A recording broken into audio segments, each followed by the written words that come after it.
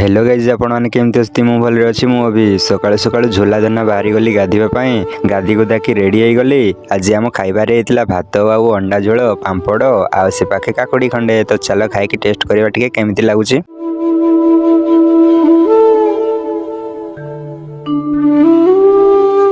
खाइबा तो आज बहुत बढ़िया लगुला। खाई पहुँची गली कालिया भाई जलिया पाक सी तो भारी मन दुख कहला खाली कालियार वीडियो बनाऊँ मत ब्लॉग रे आणुनु।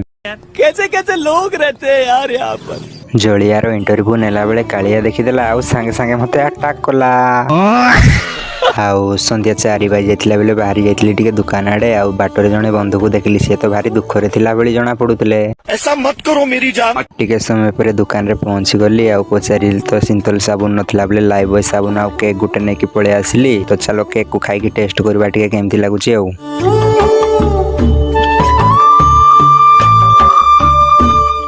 केक तो भलो लागुला लेकिन आउ टिके भलो होई पारि थांता। बासी गला सेठू।